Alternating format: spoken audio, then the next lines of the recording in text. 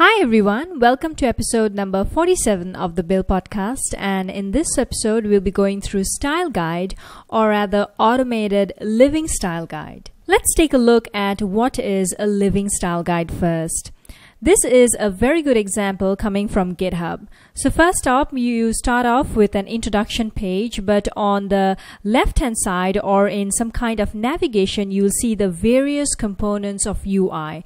For example, the button. Let's look at the button. In the button section, it will be categorized into different components once again. For example, in label number 1.1, it is categorized with these styles. For example, some classes such as .danger, or even some pseudo class, for example, disabled, hover, or active. After you describe what each of the classes or pseudo classes do, as we scroll down, we will actually get to see the visual element followed by the little pseudo class or class. So this is really handy, and this is coming directly from the generated CSS. And as we scroll down further, we will also see the snippet of the HTML code. So every living style guide has a few components. So how do we actually generate this? Now, logically speaking, we can definitely generate the template ourselves, but we will have to adding stuff inside as we are coding the CSS and as it is changing. But in today's episode, we will learn how to do it automatically through these two frameworks such as StyleDoco, and this is StyleDoco's GitHub repository. So let me show you what kind of living style guide StyleDoco can create. So as very similar to the GitHub page, you will see this is starting off with the documentation, or rather the overview page. And at the right hand corner top, you will see the tables of content. And if you click it, you will see that the various components of the UI are present here. Now, StyleDoco does it slightly differently and the entire documentation in one page, but it is also very similar. It starts off with the visual UI element with some description, and on the right hand side, there is the HTML code. The second automated style guide that we'll be looking at is KSS and the Node version of KSS. So let's get started with how to create automated living style guide with StyleDoco and the Node implementation of KSS. So here I am on my desktop with just one file, which is style.css, and we will be using this single file to have an implementation in StyleDoco, in KSS, and later on with Grunt.js, the build tool, as well as slightly editing it to cater for CSS preprocessor. Let's open this up in our text editor Sublime Text and have a look at it briefly. So there you go, there's starting with the button with a few pseudo class, hover, and active. It also has a few classes such as info and curved and rounded. We are also including some paragraph with some classes, warning, and error. It's as simple as this, but we will see how we will use this file itself, add on some documentation in terms of CSS comments, and then have it automatically generate the style guide. Let's start off with StyleDoco. So for this, I'll create a directory called StyleDoco. And the very first thing we will do inside this empty directory is to create a folder called CSS.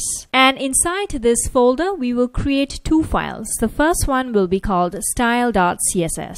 And guess what? We will be using this familiar styles that we already created and just cut and paste it here. Next, we will create a file called readme.md. Here we will put in markdown style contents to basically describe the style guide. In a way, whenever we come to the overview page of the living style guide, this readme.md will be compiled into HTML and the contents will be displayed. For our case, let's include something really simple. A header one saying that, hey, it's my project style guide, and a paragraph saying my style guide notes. Next, let's come back to style.css. As mentioned before, the way an automated living style guide is created is with the help of CSS comments just before the CSS styles are declared in our CSS file. So let's start with the very first one. So I'm going to start with a multi-line comment, and to do that in CSS, it just starts with a /* and it ends with an asterisk and then /. Inside this multi-line comment, for StyleDoco's way of writing CSS comment is to write it in Markdown style. So the very first thing we will do is I'll call it a header 1 and say it's buttons. The next thing we will do is provide a little paragraph to say what does buttons do. And finally, I will indent it to say that this is the code, and then here I will give the code on how to display the living style guide. So for our case, I'll start with the button element, close the button element, but more importantly, here I'll give the class name. And this is simply button. And that's it. So basically, each of the comment will consist of a heading, a description, and then the markup itself. Next, I will copy the very similar styles for CSS coding, and let's come down slightly. And just before the .button.info, we will include very similar CSS comments, but this time it will be simply a paragraph. So maybe we can just say button with info, and let's change the markup accordingly. It will include class button as well as info. So before the class .button.curved, we will do something very similar like this. So just a description, and just make sure that you included the class curved as well. Let me quickly go ahead and include for rounded as well. Now when we come back to paragraph, notice that this has to be a brand new section, and hence we will include a header 1 just like what we did for button. It will be a header 1 of paragraph and then some exclamations as well as the markup. Finally, I'll do the same for warning class for paragraph. And this time, of course, the class will be warning. And notice here, the CSS comment will also not have a header 1. And finally, let me include it for error. Great. So looks like our style.css is all prepared and ready to create the living style guide. To use StyleDoco, we first need to install it. And we can do a global installation with the npm module and do StyleDoco. So in order to create an automatic living style guide, we will start with the command StyleDoco, and then we'll do -n and give the project a name. So let's just say my project, and let's say it is CSS, and let's define the output folder. For us, the output folder will be style guide, and inside here we'll have the entire files and folders to create the style guide page. And I like to include the option verbose to see exactly what's happening. Great, so looks like something has been done. Let's come back to our text editor, and we will see a brand new folder called style guide is created. And you have the index.html. Why don't we open this up in our browser? Wow, so there you go.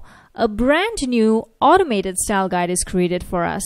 So notice here, this is the overview page, and this is generated right from our readme.md. So there you go, my style guide notes, my project style guide, and this is exactly the same. Of course, you can go ahead and include more, but all this information is coming from readme.md. Next, where is the style guide? So let's go ahead and click styles right here. And it looks like our style guide has been automatically created. And it starts off with the section button and next paragraph. And inside the button, notice here it's coming with the button info, which is a little bit of light blue in color, curved and rounded. And in the paragraph, it is also having warning as well as the error. Also notice the different segments of a style guide. After each of the visual element, there is a little portion with the markup. And in the case of StyleDoco, the markup is also included on the right hand side. If you click at the top right hand corner, you will also include buttons and paragraphs. So these are typically all generated from the comments we wrote in style.css. As you notice here, since we included header 1 buttons, and right at the bottom we also included header 1 paragraph, that is why when we come to our table of contents, it is showing buttons and paragraphs. So do go ahead and incorporate StyleDoco. All you need to do is some comments in your style.css. Next, let's try out the second type of style guide, which is the KSS, and we will do the Node version of KSS.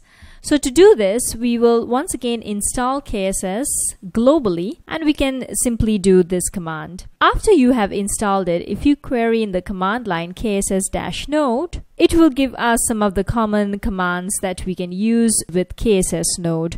So let's go ahead and make a new directory, and I'll call it KSS node. Let me cd into this and open this up in Sublime Text. So just like style.doco, let me create a brand new folder and call it CSS. And inside CSS, we will create a new file called style.css.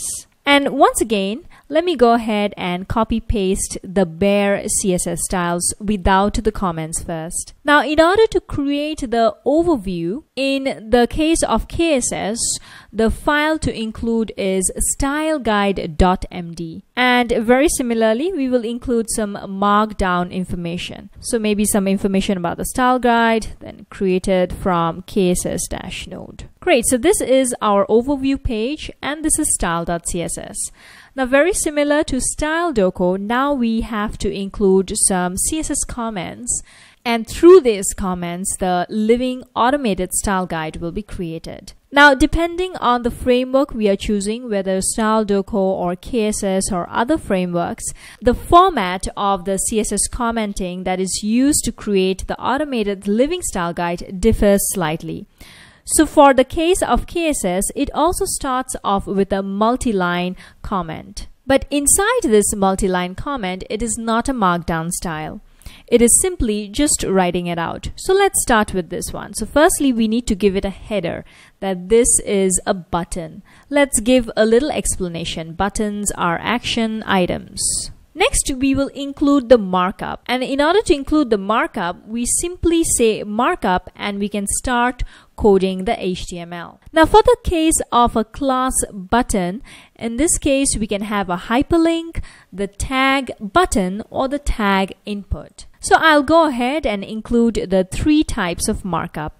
Now, in the case of KSS node, we can also include some modifiers. For example, instead of just saying class button, we do have some modifiers. For example, we have info and curved as well. So for this case, we can go ahead and include a variable. So I will just put on multiple cursor. To include the variable, we will start with a open curly brace, a $sign, and then the word modifiers. So in this case, we don't have to go and create the markup for each of the type of classes or pseudo class. All we need to do is include $modifiers. And after this, we can go ahead and explain what they are. So for example, the first one is hover, the second one is active, and the third one is a class of info. And after a little gap, we can also explain it. So for example, highlight the button, something like this. Finally, we will also need to include the section number of our style guide.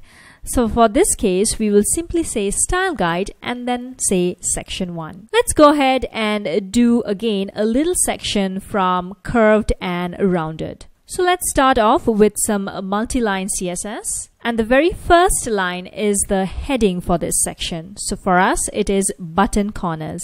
Next line is a little bit of explanation on this section. The next section is the markup section, and it will be very similar to the previous section and have added on the modifiers here as well, so that it will automatically iterate through curved and rounded. The next section is a little bit of explanation on what these classes do. For example, .curved and .rounded. And finally, we will come back and write style guide and then the section number. For us, it is 1.1. Similarly, we will do the very same thing for paragraph. Something like this. So we start off with multi-line CSS comments. We give a little bit of explanation on what is this paragraph, a little bit of markup with the modifiers class, because we do have class and we want them to iterate through all the classes. Next is the section saying what these classes indicate, and finally the style guide and the section number. So notice here once again,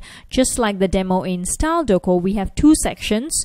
Section 1 with the button and section 2 with the paragraphs, and section 1 also has section 1.1 with a little bit of button corners. Great, so looks like we are all set to create the automated living style guide using KSS node. So I'll come back to my command line And this is what we have created, style.css with the KSS style of CSS commenting, and then styleguide.md. So in order to create the automated living style guide, we start off with kss- command with the folder from where the CSS will be taken, and then the name of the output folder. For us, we'll just say style guide. And since we are using the CSS style and not a preprocessor, I'll simply say --CSS. And now the CSS location. So for us, it is inside the folder css/style.css. Great, so let's execute this. Looks like something has been created. And when we go back to our text editor, yep, a new folder called style guide is created. And inside here, once again, I'll locate the index.html and let's open this up in the browser. Wow, looks like our style guide is also created this time. And there you go, when you click the overview, this is coming from our styleguide.md. And when we create button, it's all automatically created for us, starting with the section, a little explanation, and even the visual element followed by what are the pseudo classes and classes, and lastly ending off with the markup. As you can see, it also includes the next section. And finally, there is the paragraph as well. Very neat, isn't it? With one command, we can create a living style guide. Now, in the case of KSS Node, you can even go ahead and customize the template. For example, you want this, let's say instead of background gray, you want this to be a little bit of light blue. And you also see that the fonts are basically serif fonts. So why don't we make it sans serif? The very first thing we will do to initiate a template is to do KSS Node, and this time we will pass on the option --init. So notice here it will create a folder called style guide template. And this is exactly where the template resides. Why don't we go ahead and look at index.html. And if you notice here, it is referring to kss.css. So why don't we go ahead and do some very little changes. So there you go, I'm looking at kss.less here. And why don't we change the background color to say light blue. This is happening in ID kss-nav. Now when I come back to my command line, the command will be kss-node, the input folder which is CSS, the output folder will simply be style guide. I'll still include CSS, and then the input folder will be style.css. Now we can include on additional options such as template, and then the folder for templates. For us, it will be style guide-template, where we did some slight editing. So notice this time it will say the template is coming from this folder. Now when we go to style guide, let's open this up in a browser. Looks like our style guide for light blue has been defined, but not the font family. I think I did it a little bit wrongly. Let me go back to the template. And seems like the font headers are defined right here. So I'll just quickly amend it to as simple as sans serif. Let's try the same command once again. And now when I refresh this page, our sans serif font has been applied, as well as a little light blue area. So those were the two different ways of implementing automated style guides. The first one was StyleDoco. As you can see, the comments are slightly different with markdown comments, and the KSS one is also slightly different. So whenever we are creating an automated living style guide, typically take note of how to document it. Finally, we will attempt to create a living style guide using CSS preprocessor as well as a build tool, because it's not often that we keep editing the style sheet and then we have to go back to the command line to execute the style guide. So for this, let's automate it a little bit. So let me create a new directory called project. The very first thing we will do is create a folder called Sass. Now, of course, if you're creating with stylus or less, do go ahead and create a folder naming that. And inside here, we will create some Sass files. The very first Sass file we'll create is button.sass. The next file that we will create is paragraph.sass, because typically when we are coding for very large projects, we do not have all the styles in just one file. Now, for the sake of demo, I will be using the KSS Node version. I'll just show this for KSS, but of course we can extend it to use it similarly for StyleDoco and others. So let me go ahead and cut and paste the entire code from the KSS version version. But of course, because this is a CSS preprocessor, we can go ahead and include it as nested style. So let me quickly go ahead and do that. So that was a little bit about section 1 with nested styles for hover, active, as well as class info as we defined in the comments. Next, let's come down to the button corners, and I'll do something very similar. So instead of coding in plain CSS, let's have some nested styling. Something like this. And finally, instead of having the paragraph in this same file as buttons, let's shift it to paragraph.scss, typically what we would do in any project. And very similarly, let's have some nested styles. Something like this. I will also create a file called style.sass. And inside here, all I'll do is basically import. Firstly, I'll import button.sass. Next, I'll import paragraph.sass. So looks like our CSS preprocessor styles are ready. The next what we'll do is integrate it with Grunt.js, a build tool. First, we need to create a file called package.json. And inside here, we'll be including all the Grunt plugins that we'll be using. So that's a little bit about package.json. So here we are including the latest Grunt version as well as 4 plugins. The clean version will basically clean out the previously generated style guide. Then we have Sass, or if you want less or stylus, the corresponding Grunt plugin, and then some copy, as well as executing the shell command. Before anything, I'll also just include a new file called gitignore, so that anything to do inside the folder node modules will be ignored. And finally, we come back to our command line and we do a simple npm install.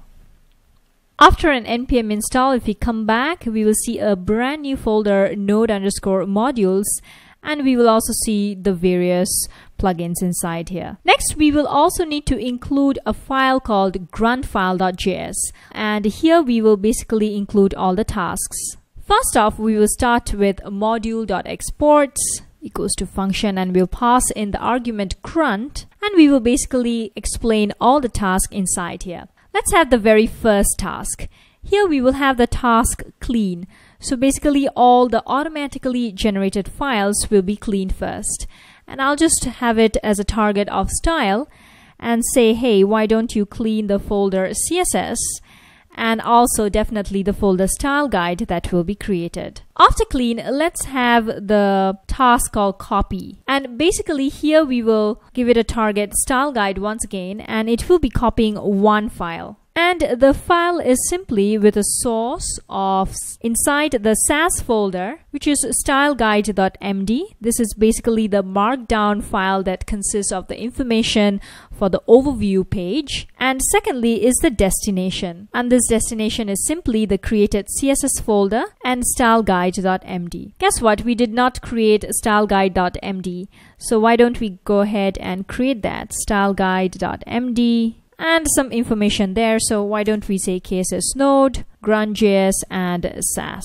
So let's come back to our Grunt.js. The next task that we will define is Sass. And inside Sass, we will have 2 targets. The first one will be development, so what we do during development. And the next target will be during production. Let's start with the development options.